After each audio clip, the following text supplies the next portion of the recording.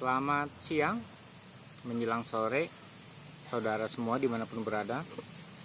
Kita ngopi-ngopi di kebun sambil kita share ya, tentang materi kita hari ini ya. Kalau saudara baca thumbnail judulnya, itu memang menyeramkan ya. Kupu-kupu kesombongan para rohaniawan ya. Kenapa saya beri judul demikian? Karena memang itu ada suatu kenyataan yang nanti kita bahas sama-sama kenapa ada judul seperti itu ya. Terus yang kedua, di situ ada gambar, ada dua buah buku yang saya sertakan ya. Kita tidak membahas buku itu, kita tidak bahas buku itu, kita justru apa ya, mencari kebenaran melalui buku itu ya. Buku pertama adalah buku Don Richardson yang menulis ya, bagaimana manusia itu punya kerinduan akan Allah yang sejati. Jadi judulnya adalah Kerinduan akan Allah yang sejati. Yang kedua adalah Karen Armstrong ya, dia menulis tentang sejarah Tuhan, bagaimana sejarah bangsa-bangsa itu mencari Tuhan ya. Jadi kedua buku ini walaupun ditulis oleh berbeda, orang yang berbeda, tapi punya pemahaman yang sama, yaitu mereka meneliti ke pelosok-pelosok daerah, ke tempat-tempat terpencil untuk meneliti apakah manusia itu mencari Allah ya. Maka ketika kita membaca buku itu, kita akan paham ya, ini bukan mencari agama loh, ini mencari Allah ya. Tapi kenapa manusia mencari Allah gitu kan, dari penelitian ini ya, inilah yang akan kita bahas. Yang pertama kita bahas judulnya dulu ya. Kenapa judulnya seperti itu, menyeramkan sekali, tapi ini kenyataan. Jadi ada kupu-kupu yang tubuhnya indah, disenangi banyak orang, lalu dia terbang dan dia melihat seekor ulat. Nah, ulat ini kan ulat bulu, itu menjijikan. Ulat yang tanpa bulu ya, ulat jengkal dan sebagainya, itu biasanya menjijikan, menakutkan. Lalu kupu-kupu ini menghina, dasar kamu ulat ya, udah jelek ya, begitu kan. Nah tapi tanpa sadar sebenarnya kupu-kupu ini berasal dari ulat ya kan. Makanya judulnya itu Kesombongan para Rohaniawan ya. Kenapa? Karena ini justru keresahan semua orang loh. Ketika orang menjadi merasa pintar secara rohani, dia menghina para pendosa gitu kan. Padahal pendosa itu adalah, dulunya dia pendosa. Ketika manusia lahir memang saudara sudah beriman. Waktu umur 5 tahun, 7 tahun, mungkin sedang nakal-nakalnya dan tidak kenal siapa Allah. Umur 11 tahun, 12 tahun, mungkin sampai umur 20 tahun, saudara tidak pernah beribadah. Ya, mungkin kesadaran orang setelah itu adalah setelah dia umur 20 tahun ke atas. Dia mencari Allah. Kerinduan dia akan Allah muncul, ya kan? Bukan karena disuruh oleh orang tua gitu kan, disuruh ibadah. Tetapi kerinduan yang benar-benar di dasar hatinya. Artinya apa? Semua manusia itu berasal dari ulat gitu loh, terus berubah menjadi kupu-kupu. Nah, kupu-kupu tidak boleh sombong terhadap ulat. Karena sebenarnya semua kupu-kupu berasal dari ulat.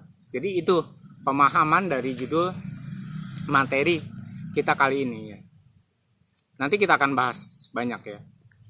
Yang perlu kita renungkan, kenapa manusia mencari Allah? Kenapa Don Richardson melakukan penelitian, Karen Armstrong melakukan penelitian bahwa ada sejarah Tuhan yang dicari oleh bangsa-bangsa.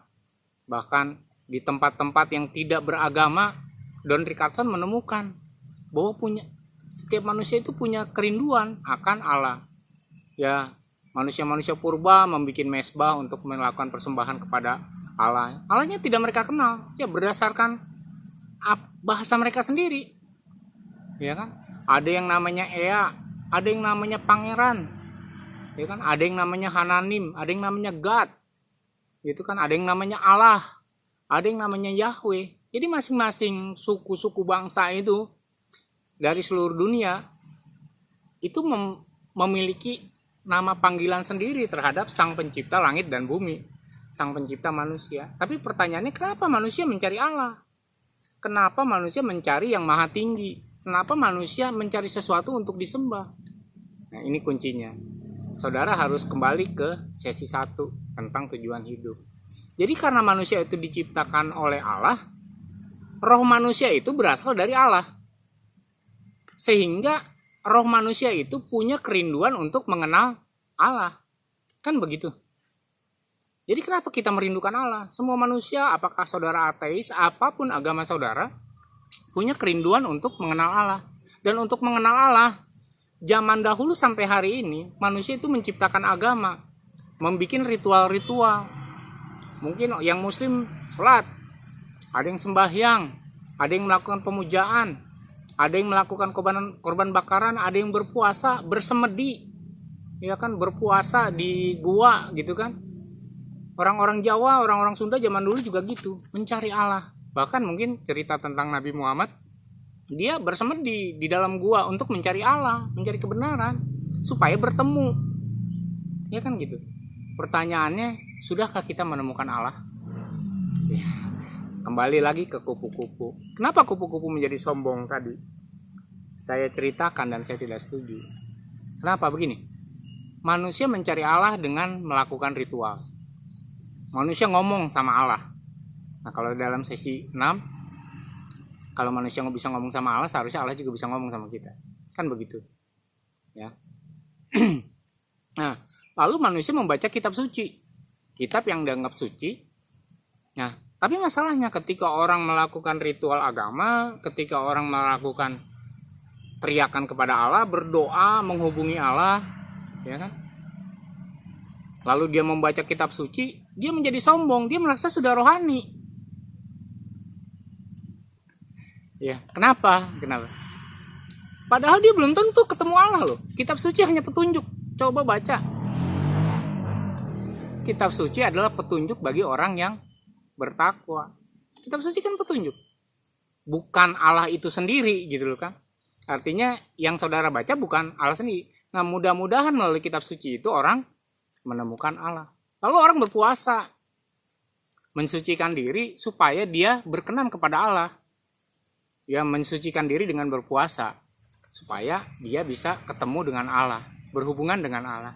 Lalu orang berdoa, sembahyang, sholat, atau apapun yang dilakukan manusia, melakukan ritual-ritual, ngomong sama Allah. Masalahnya setelah itu ketemu enggak? Kita teriak-teriak, kita berdoa, kita minta ini minta itu. Masalahnya kita udah ketemu belum sama Allah? Makanya kita nggak boleh sombong. Ya, walaupun saudara sudah khatam kitab suci berkali-kali, belum tentu saudara menemukan Allah. Walaupun saudara sholat, sembahyang lah, melakukan ritual-ritual yang menyakitkan, bersembunyi di gua berbulan-bulan gitu kan, sudah ketemu belum Allahnya? Ya kan? Nah, itu yang kenapa kita tidak bisa sombong. Orang kita belum ketemu Allah kok udah sombong. Nah, maka kita bahas kenapa tidak boleh sombong kupu-kupu melihat ulat. Karena sebuah manusia awalnya juga dari ulat. Itu tadi, semua manusia adalah orang berdosa. Tidak ada yang benar, seorang pun tidak. Lalu melalui akal pikiranlah, akal budi manusia, hati manusia mencari Allah. Karena itu manusia berusaha untuk menjadi religius. Tujuannya untuk mengenal Allah. Tetapi apakah ketika kita melakukan ritual, ya kan, mendekatkan diri kepada Allah, beribadah, apakah kita sudah mengenal Allah? Sudah ketemu dengan Dia? Yakin? Ya, ini akan kita bahas ya. Kenapa saya bilang tadi kupu-kupu tidak boleh sombong, karena dia juga dulu gini. Saya seorang trainer, saya seorang guru. Murid-murid saya pinter-pinter. Kalau ujian nilainya bagus-bagus. Saya ngajar perikanan, ngajar di dunia pertanian. Tetapi oke, saudara, ada yang lulus ya, ujian beternak lele. Tapi ketika disuruh ternak, bangkrut. Ada yang paham, belajar cara menanam cabai, budidaya cabai. Ketika dia menanam cabai, bangkrut. Kan lucu, nilainya bagus loh. Kan dia sudah modulnya itu sudah di luar kepala. pelajarannya sudah bagus dan kita bilang, wih, ini anak bagus, luar biasa pinter. Tapi ketika disuruh praktek nanam cabai, bangkrut. Dia bingung, dia teriak. Ya, saya dulu waktu ngajar trainer dipanggilnya abang. Bang, ini gimana bang? Saya udah belajar kok masalahnya beda. Sama. Ketika kita membaca kitab suci, itu kan cuma petunjuk. Tidak menjadikan saudara ahli. Ya, ketua saya sekretaris petani Bogor. Ketua saya Bu Susi juga trainer lele. Banyak murid-murid dia yang bangkrut, yang nggak bisa. Gitu kan, padahal udah diajarinnya, aduh sudah capek deh ngajarin gitu kan ibaratnya. Bagaimana cara budidaya lele, dari mengawinkan lele sampai pasca panen gitu kan, sampai pembesaran. Tapi berapa persen sih yang berhasil? Berapa persen sih akhirnya orang itu sukses berternak lele? Ya kan, sama kita ikut pengajian, ikut ibadah sana sini, membaca firman Tuhan sampai ngelotok gitu kan, membaca apapun yang tentang kerohanian. Tetapi apakah benar kita sudah ahli? Sudah boleh menjadi sombong, hai saya sudah baik, sehingga kita menghina seekor ulat karena kita sudah jadi kupu-kupu, ya kan? Nah, oke, kenapa saya bahas ini? Ya sebenarnya bagaimana sih kita bisa sombong, gitu kan? Kok begitu aja sombong? Orang belum ketemu Allah, coba buktikan. Kita uji diri kita sendiri, kita nggak usah bahas orang lain. Kita uji diri kita sendiri. Sudahkah kita mengenal Allah?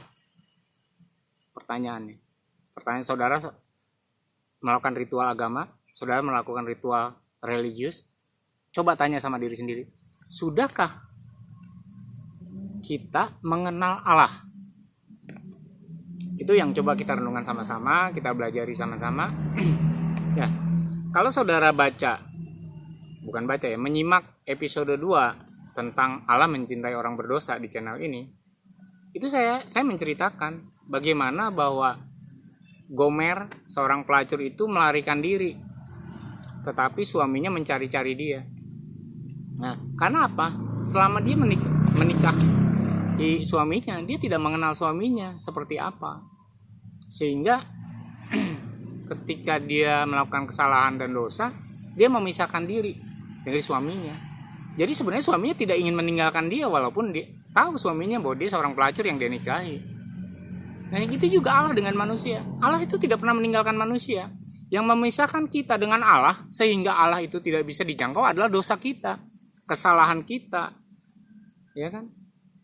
Pelanggaran kita terhadap Allah. Kita menyakiti hatinya Allah sehingga itu menjauhkan kita. Allahnya sendiri tidak menjauh dari kita. Tidak ada Allah menjauh dari kita. Kitalah yang menjauh dari Allah sehingga kita punya kerinduan untuk mencari Dia. Masalahnya kita tidak sadar bahwa yang membuat gap, membuat jarak kita dengan Allah adalah segala dosa kita dan pelanggaran kita. Jadi ketika saudara membaca kitab suci, ya belum tentu saudara bisa ketemu Allah. Itu kan cuma petunjuk.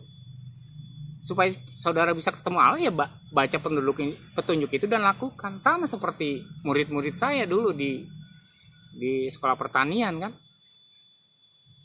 Ya mereka cuma baca petunjuk. Ketika mereka tidak melakukannya, mereka coba melakukannya, ternyata mereka gagal dan mungkin 99,9% itu bangkrut. Ya kan? Padahal mereka orang-orang yang pintar gitu loh. Orang-orang yang pintar belajar pertanian, tetapi sama aja bangkrut. Saya banyak kok sarjana-sarjana pertanian yang saya kenal, ketika mereka coba terjun ke dunia pertanian, mereka bangkrut. Ya kan? Itu adalah analogi ya, contoh. Ini berlaku juga untuk hal yang ilmu agama, ilmu rohani. Ya, saya tidak ingin membahas agama tertentu, tapi apa yang Don Richardson tulis, Karen Armstrong tulis, ini bicara tentang umum tentang hati manusia, tentang roh manusia yang mencari roh Allah, kan gitu. Karena roh kita berasal dari Allah. Nah, saya setuju dengan Ayub. Ayub itu terkenal dengan orang soleh. Dia dikenal sebagai nabi yang soleh, sangat soleh. Tapi dia akhirnya dapat ujian. Untuk semua hartanya hancur, tapi akhirnya dia dikembalikan. Nah, suatu kali Ayub berkata kepada Allah, ya, berkata kepada Allah bahwa walaupun orang menganggap dia orang soleh, orang yang mengenal Allah, tapi dia berkata, hanya kata orang saja aku mengenal tentang engkau. Ya, Ayub berkata, hanya kata orang dia kenal tentang Allah. Jadi dia cuma tahu Allah, tidak mengenal. Nah, lalu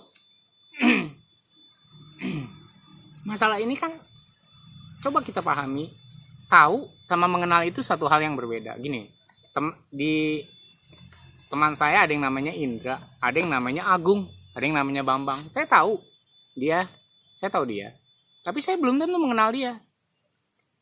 Ya kan?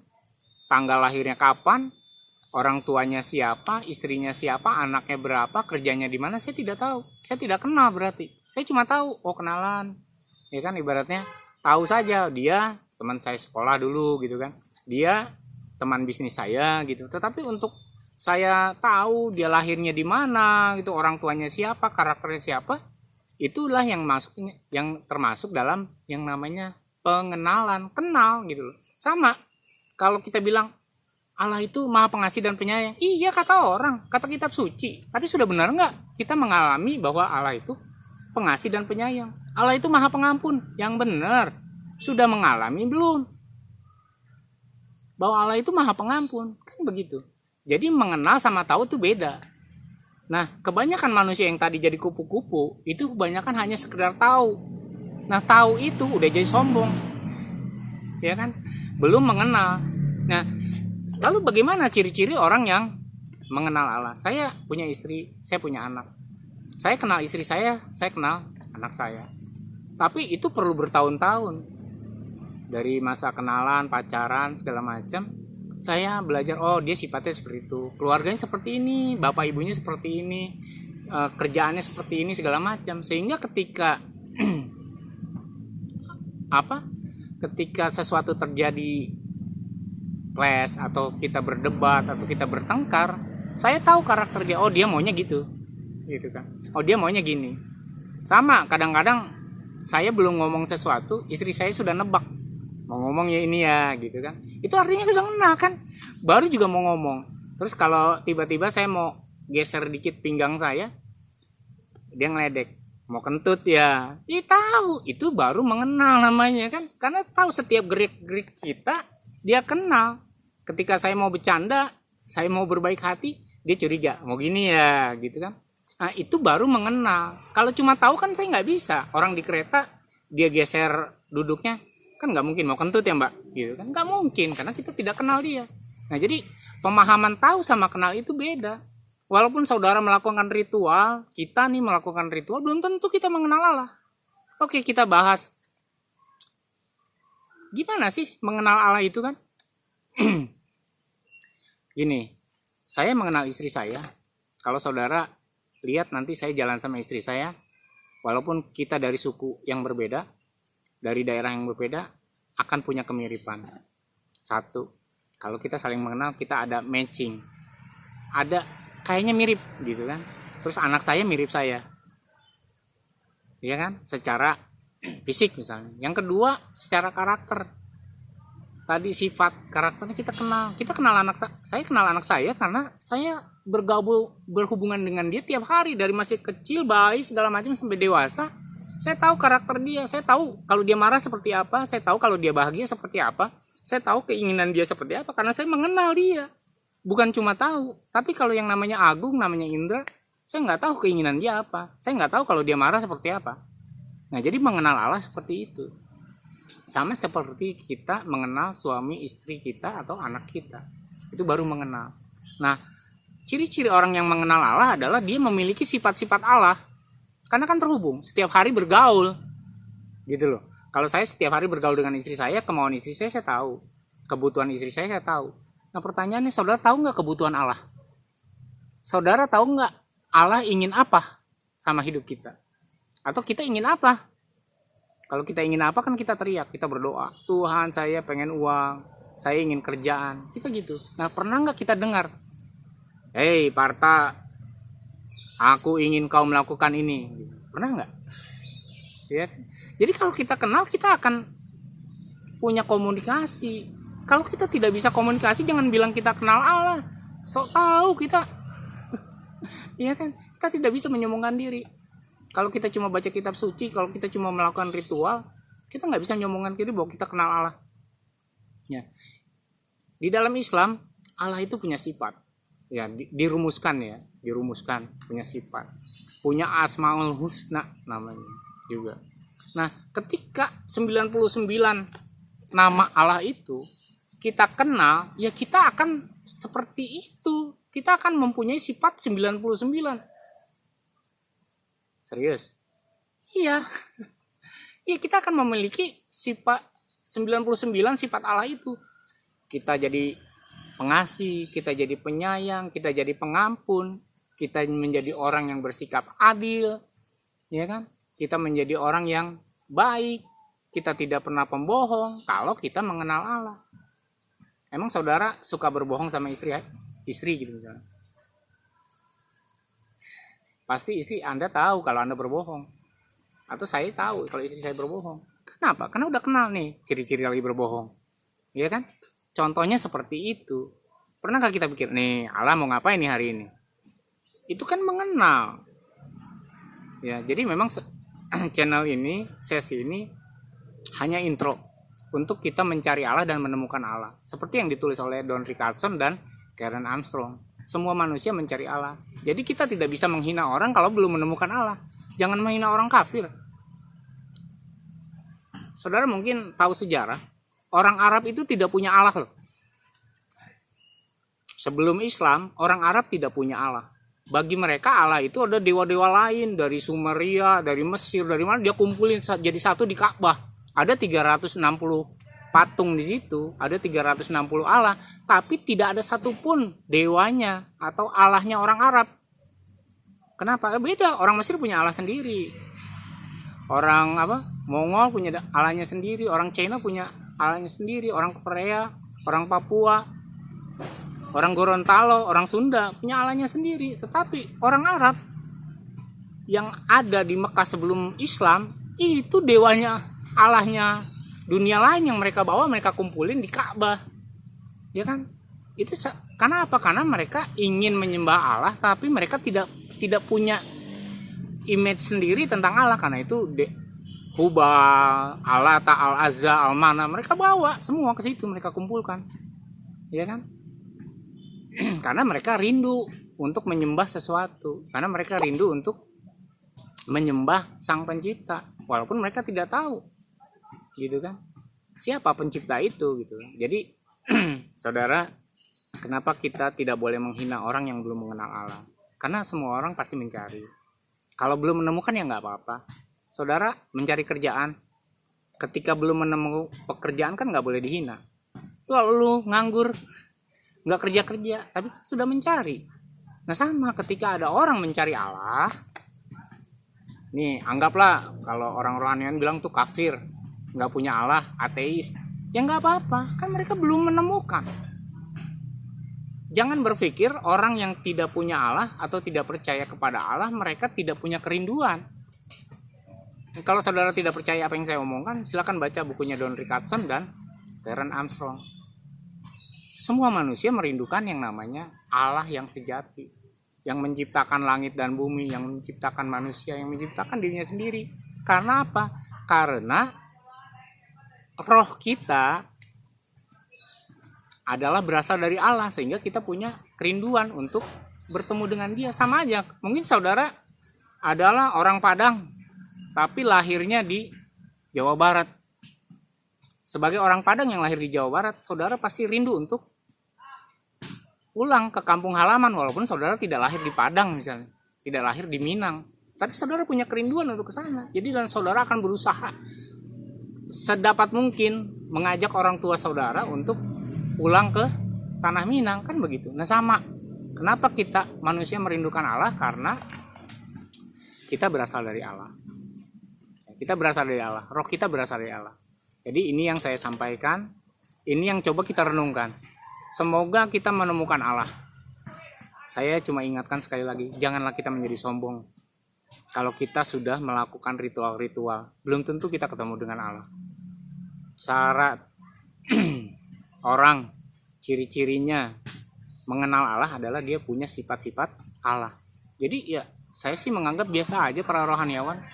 Saya tidak menghina para rohaniawan. Lihat aja karakternya. Kalau karakternya jahat, kalau karakternya suka nyumpain orang, kalau karakternya membenci orang berdosa, artinya dia tidak mengenal Allah. Dia rohaniawan, kita hargai sebagai rohaniawan. Ya sudah, gitu kan. Oke. Ringan, bersahaja. Kita sambil ngopi, tapi sambil merenung.